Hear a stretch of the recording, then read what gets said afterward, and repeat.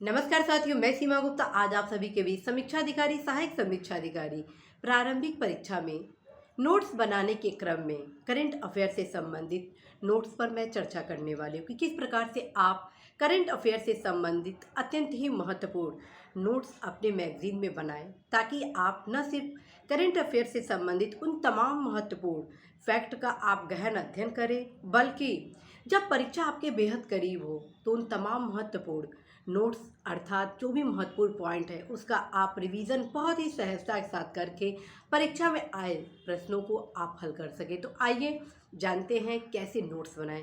साथियों, जैसे कि मैं आप सभी को अवगत करा चुकी हूँ कि करंट अफेयर्स के लिए सबसे बेहतर कोई मैगजीन है तो वो है प्रतियोगिता दर्पण। जी हाँ साथियों, जैसा कि मैं आप सभी को अवगत करा चुकी हूँ कि करंट अफेयर्स के लिए सबसे महत्वपूर्ण कोई मैगजीन है तो वो मैगजीन है प्रतियोगिता दर्पण।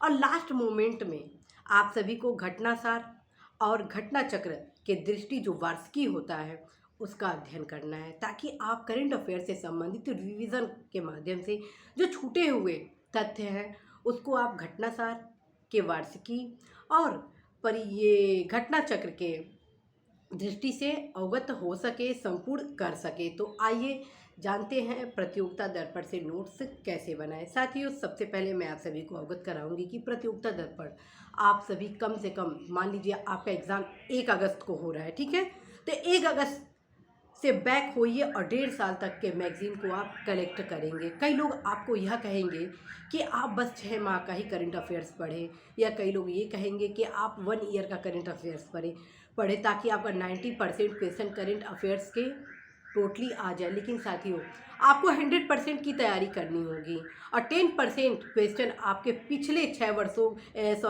6 माह का आता है, अर्थात 1 साल के बाद, यानी 1.5 साल का यदि आप पढ़ते हैं तो आप सभी के बीच आप खुद देखेंगे कि 100 में लगभग 99% क्वेश्चन करंट अफेयर्स के 1.5 साल से पूरे पूछ दिए गए हैं, ठीक है।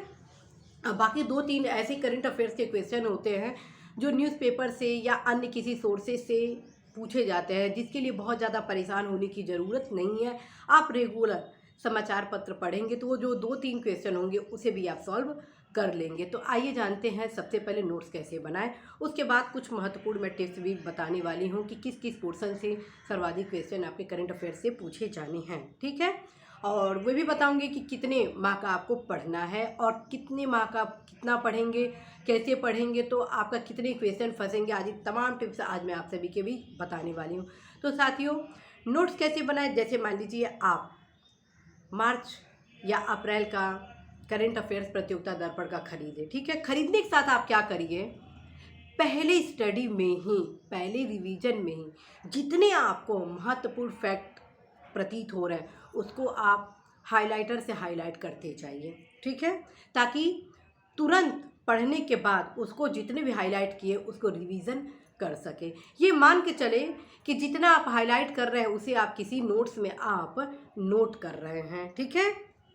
क्योंकि साथियों, यदि आप किसी अन्य नोटबुक में अपने महत्वपूर्ण फैक्ट को नोट करते हैं और भविष्य में कभी आप उस फैक्ट से संबंधित कुछ विश्लेषण भूलते हैं तो फिर आपको ये याद नहीं रहेगा कि आप कहाँ से इस फैक्ट को उतारे थे, जिसके कारण साथियों वो जो आप फैक्ट होगा वो क्लियर नहीं हो पाएगा। और यदि आप प्रतियोगिता दर्पण के मैगजीन में ही बोल्ड कर लेते हैं, हाईलाइट कर लेते हैं, तो ये जो समस्या है कि इसका क्या होगा, इसका क्या पर्याय है, तो आप इस समस्या से निजात पा सकते हैं। और बहुत हद तक साथियों ये जो समस्या होती है कन्फ्यूज़न की, यह भी दूर हो जाती है। तो ये कदापि गलती ना करिएगा कि आप जो भी मूलभूत पुस्तक है उसको न पढ़ें और बस अपने नोट्स को पढ़ें, ठीक है।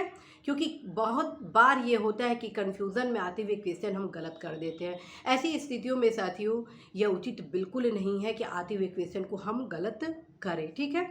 तो आप क्या करेंगे कि जितने भी महत्वपूर्ण फैक्ट आपको प्रतीत हो रहे हैं उसको आप बोल्ड करिए, ठीक। दूसरी चीज़, प्रतियोगिता दर्पण हर एक महत्वपूर्ण टॉपिक के लिए एक बॉक्स बनाता है। जैसे मान लीजिए कोई भी इसरो के प्रक्षेपण कार्यक्रम होते हैं, अंतरिक्ष कार्यक्रम होते हैं, उसके विशेष खूबियाँ ऐतिहासिक पृष्ठभूमि से लेकर वर्तमान और भविष्य की पृष्ठभूमि सभी का समायोजन वो अपने बॉक्स में करता है, जो कि परीक्षा के दृष्टिगत वो अत्यंत ही महत्वपूर्ण है। उसको आप कहीं से कुछ भी एक एक लाइन कम बेसी नहीं करेंगे, उसे आप संपूर्ण पढ़ेंगे। तीसरा जो मैं बताने वाली हूँ, प्रतियोगिता दर्पण द्वारा जो टॉपिक बताया जाता है, उसके जो टॉपिक के क्रम में जो हेडिंग बनाया जाता है, वो हेडिंग जो होता है वो अत्यंत महत्वपूर्ण होता है साथियों। कई बार आप देखेंगे हेडिंग से ही लगभग करंट अफेयर्स के 30 से 40% क्वेश्चन पूछ दिए जाते हैं। तो हेडिंग जितना भी प्रतियोगिता दर्पण का है उसको आप बार बार रिवीजन करेंगे, स्मरण भी कर लेंगे। और जब परीक्षा आपके बेहद करीब होगा, ठीक है, क्योंकि आपके पास समय उस दौरान कम होगा, तो जितने आप हाईलाइट से हाईलाइट किए होंगे उसको आप बार बार पढ़ेंगे ताकि कहीं से कोई आपकी गलती, कोई भी क्वेश्चन गलत ना हो पाए। और दूसरी चीज़, एग्ज़ाम के एक दिन पहले प्रतियोगिता दर्पण के जितने भी हेडिंग हैं, बॉक्स हैं और आपके द्वारा किए गए हाईलाइट से हाईलाइटेड किए पॉइंट हैं, उसका भी आप रिवीजन करेंगे। साथियों, आप सभी को अवगत कराना है कि प्रतियोगिता दर्पण में जो सार संक्षिप्तका होती है वो अत्यंत ही सारगर्भित महत्वपूर्ण होती है। उससे बहुत सारे क्वेश्चन आते हैं, चाहे वो खेल के हो, पुरस्कार के हो, सम्मान के हो, नियुक्तियाँ हों, स्थानांतरण हो, निधन आदि महत्वपूर्ण कार्यक्रम होते हैं, आदि तमाम प्रकार के उसमें छोटे छोटे फैक्ट बॉक्स में क्वेश्चन दिए गए होते हैं। खेल गतिविधियाँ आदि तमाम प्रकार की गतिविधियाँ होती हैं जिसको बहुत ही आप सहजता के साथ उसका आप अध्ययन कर सकते हैं। कई बार यह देखा गया है कि युवा यह सोचते कि नहीं, मेरे लिए ये मैगज़ीन सफिशिएंट है। साथियों, आपके उज्जवल भविष्य के लिए प्रतियोगिता दर्पण सर्वश्रेष्ठ विकल्प है, इसके अलावा कोई विकल्प नहीं है। आप सभी को अवगत कराना है कि जितने भी पुस्तकालय हैं, जिला पुस्तकालय, उन सभी जगह प्रतियोगिता दर्पण मासिक करंट अफेयर्स अवश्य ही होता है, क्योंकि मैं स्वयं साक्षी हूँ।